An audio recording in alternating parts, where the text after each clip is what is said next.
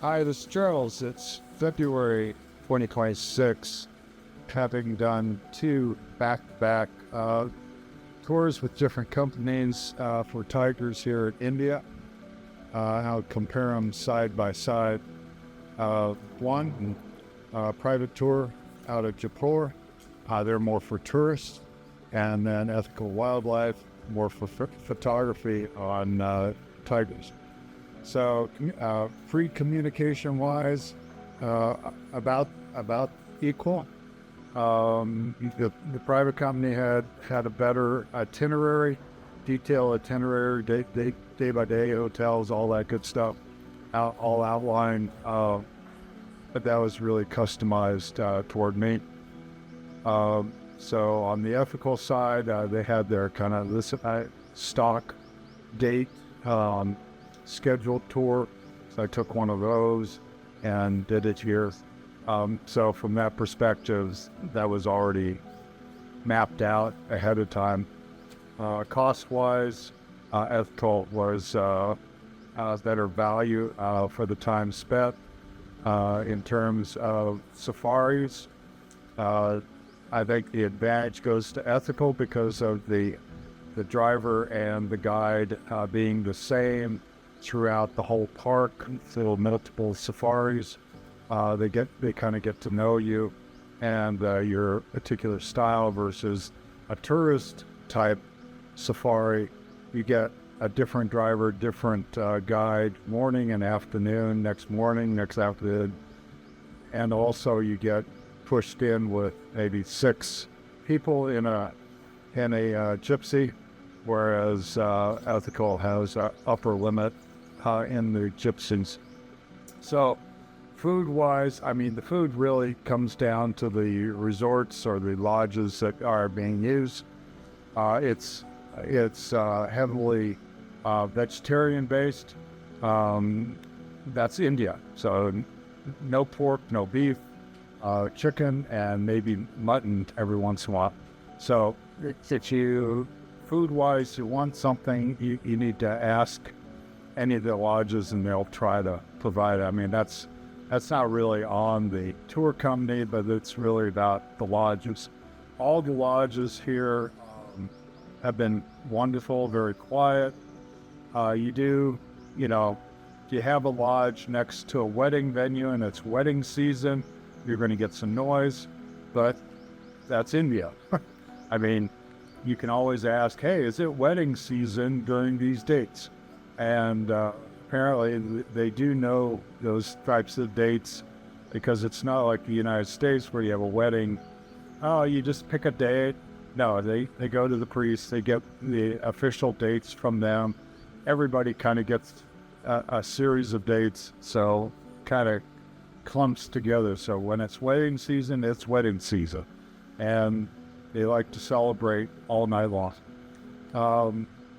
Other things, pick up at the airport with ethical was great. Now, I happened to be in Delhi, so I just went to the meeting hotel and met there. The other guys, I got picked up from the airport, so it's not it's a A to B comparison because I was already in Delhi versus coming in off of a flight into Delhi. So you really can't compare those. Transportation from sites to the lodges was great in both cases. In the private company, I had a specific driver for the full time I was in the region. And we've kind of had similar types of drivers here with ethical. So overall, one of the big things I want to bring out is one of the questions I asked early on was, hey, what if you only have one person sign up for a tour? Do you still go through with it? And they said yes. And in fact, for this particular tour, there was 2 other people that were supposed to be with me, but they canceled out for whatever reason. And so I ended up by myself. So this is kind of proof in the pudding that, yes, in fact, what they say comes out the other side, in terms of executing. They said, yeah, we'll do, once we got one person for a tour, we're doing it. That's it. End of story. And so that's what happened with listening. Anything else? So let me know. So additional things, one, that there's a skipper from Ethical, kind of a person from the company, with you for the whole duration of the tour, and actually on safari with you. And that helps with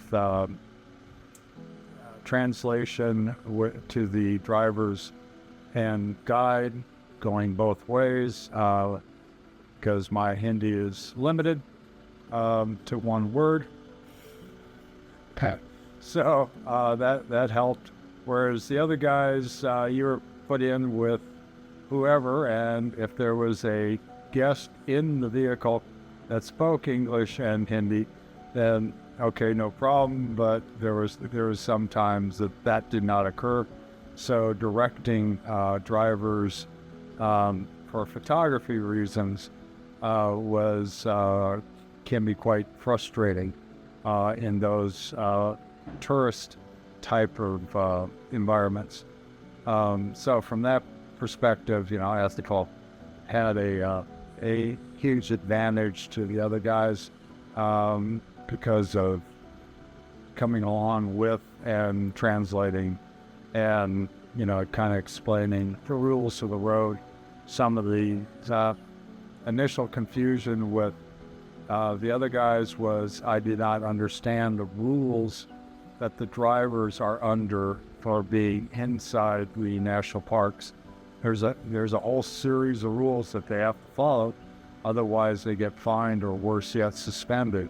So now I kind of understand that process more, and it is what it is. I mean, they have to go by it because that's their livelihood.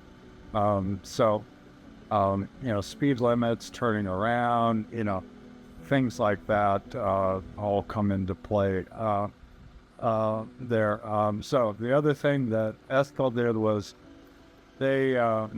skipper went out early morning and got the first gypsy in line. So you go in the gate first at 6:30. But the tourist ones, I remember being third best and maybe about 10th or 12th worst, so you go out at a different time if somebody doesn't kind of get there and hold your place in line. So anyway, that's all. And good.